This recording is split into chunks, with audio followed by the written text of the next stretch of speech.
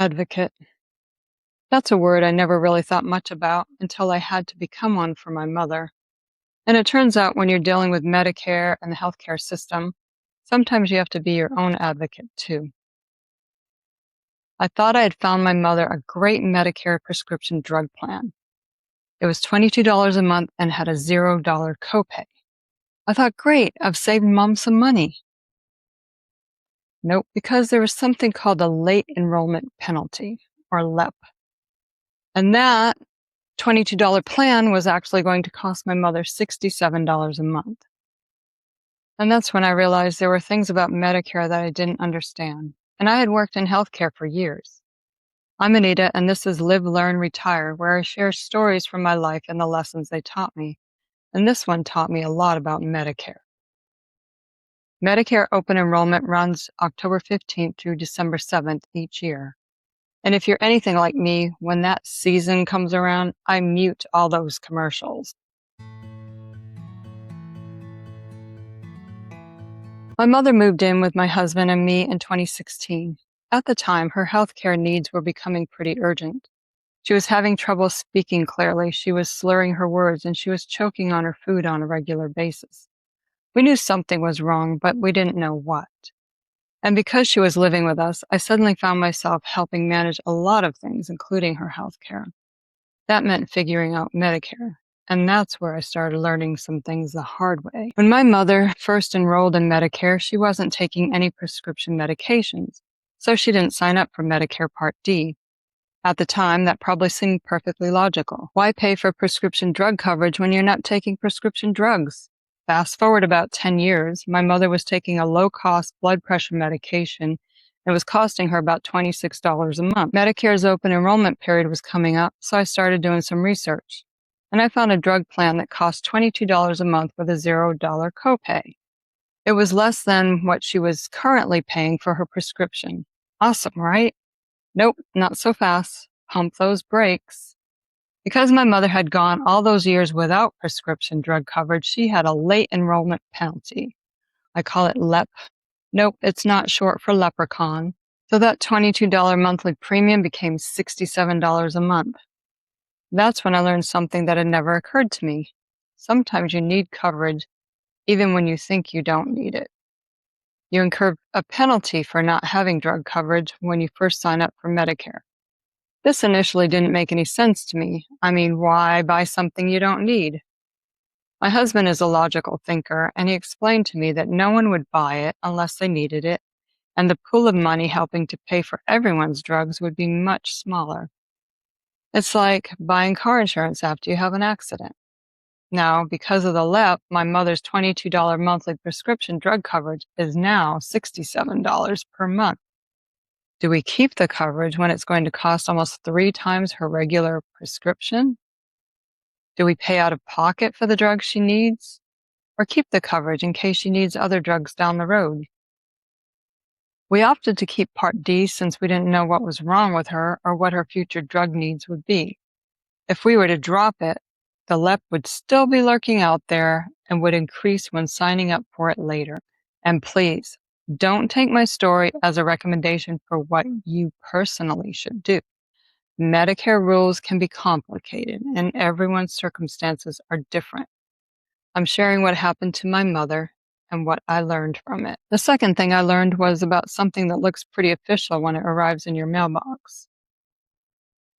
A MSN, or Medicare Summary Notice, and you can also sign up to get them electronically.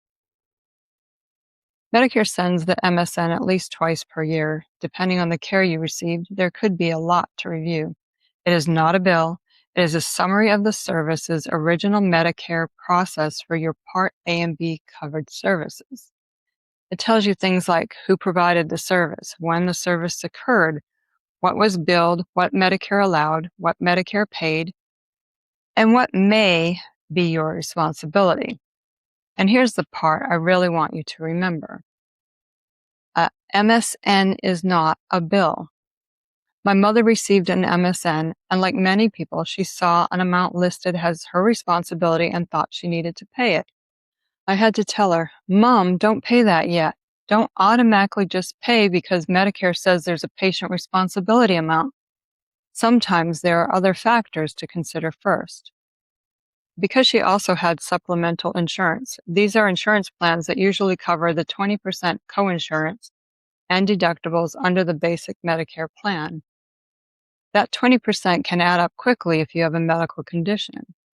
The supplement will not pay for anything that Medicare did not allow. Make sure that when you present your Medicare card at the doctor's office or wherever you receive your medical care, that you also give them your supplemental insurance card so that they know to bill your supplement insurance too. Some doctor's offices will tell you upfront that they do not bill secondary, and it's your responsibility to send the bill to the supplement insurance after Medicare has paid. The claim needs to go through Medicare first and then in many cases be sent on to the supplemental insurance company. When the flow works as intended, Medicare processes the claim and then automatically electronically submits it to your supplemental plan. And sometimes that didn't happen the way it was supposed to. So I learned that you can't always assume the system is humming along behind the scenes. Sometimes you have to follow up. Don't assume MSN means you need to write a check. My mother also had outpatient services at a local hospital. The hospital billed Medicare, but they hadn't received all of the information about her supplemental insurance. My mother assumed that because her doctor's office had referred her for the services, all of her insurance information would have followed along. And that makes sense, right? Except it didn't.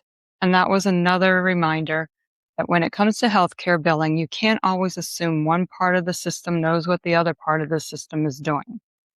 Like I said earlier, if you have supplemental insurance, make sure the supplemental was billed before you assume that the patient responsibility stated on the MSN is truly yours to pay. If you have a Medicare supplement, don't pay anything for your services until after Medicare and your supplemental insurance company have paid their portion. One other note about MSNs. Take a few minutes to look them over and verify for yourself that everything listed is a service you actually received. I say this because a couple of years ago, my husband was looking over his MSN and it listed a glucose monitor, glucose strips, and other related items totaling over $3,000. He has no need for any of those items. He also didn't recognize the provider. He called Medicare and reported it so they could investigate. Then there's Medicare Advantage, Part C. You may hear terms like Medicare Advantage, HMO, PPO, networks, and in-network providers. And if you're considering one of these plans, here's the first question I would ask. Does my doctor participate in this plan? Don't rely solely on what you see in an insurance company's provider directory. Call your doctor's office. Ask them. And if it's important to you to keep that doctor, I'd even ask whether they expect to continue participating. I say that because I spent more than 20 years working in the managed care industry. I attended some of the senior enrollment seminars put on by insurance companies. And I learned that sometimes there's a difference between a doctor being technically listed as participating in a plan and what that relationship may look like by the time your enrollment actually takes effect. So my advice is simple. Verify.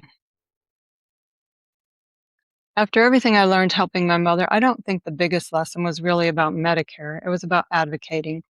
Sometimes you have to ask questions. Sometimes you have to make another phone call. Sometimes you have to say, wait, I don't understand this.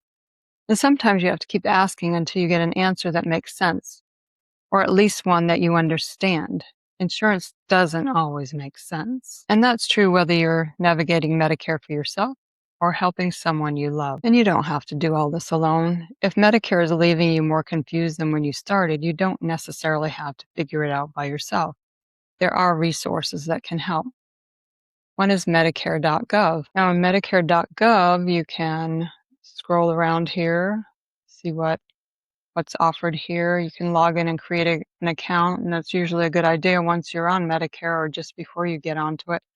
There's a tab here to talk to someone, and you have options of, if it'll take me there, you can call them, you can start a live chat, you can sign up for Medicare, get help with costs, get free healthcare insurance counseling. It's a state health insurance assistant program, and it helps people with Medicare choose a plan, review the coverage, understand the costs, apply for extra help. So you can get personalized help there if it's, really overwhelming, which it can be. The important thing is to find reliable, current information rather than relying on something you heard from a friend or from a commercial that you've probably already muted. And now I want to hear from you. What's the most confusing thing about Medicare you've encountered? Is it choosing a plan, understanding your medical bills, Medicare Advantage, prescription coverage, or something else? Tell me in the comments, because if enough of you have the same question, maybe that's something we should talk about in another video. And if you've been wondering what eventually happened to my mom, it took about a year of ruling out different illnesses before we finally got an answer. She was diagnosed with ALS, also known as Lou Gehrig's disease. And that diagnosis changed our lives forever. My mother passed away in February of 2020. Helping her navigate Medicare was only one small part of that journey, but it taught me something I'll never forget. When it comes to something as important as our health or the people we love, we can't be afraid to advocate.